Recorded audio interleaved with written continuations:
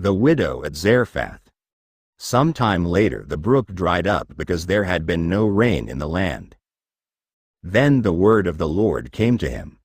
Go at once to Zarephath of Sidon and stay there. I have commanded a widow in that place to supply you with food. So he went to Zarephath. When he came to the town gate, a widow was there gathering sticks.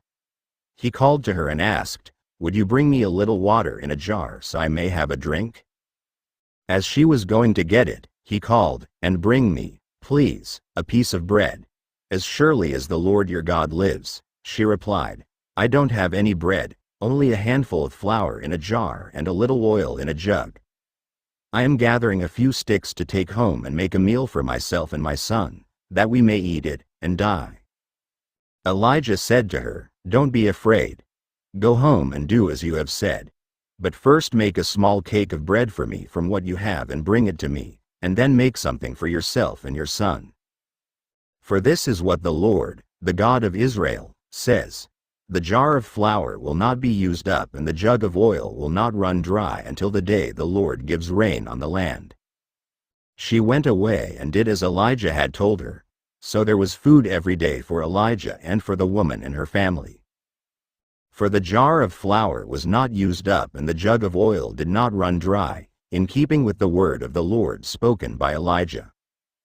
Some time later the son of the woman who owned the house became ill. He grew worse and finally stopped breathing. She said to Elijah, What do you have against me, man of God? Did you come to remind me of my sin and kill my son? Give me your son, Elijah replied. He took him from her arms, carried him to the upper room where he was staying, and laid him on his bed. Then he cried out to the Lord, O Lord my God, have you brought tragedy also upon this widow I am staying with, by causing her son to die? Then he stretched himself out on the boy 3 times and cried to the Lord, O Lord my God, let this boy's life return to him. The Lord heard Elijah's cry, and the boy's life returned to him, and he lived. Elijah picked up the child and carried him down from the room into the house.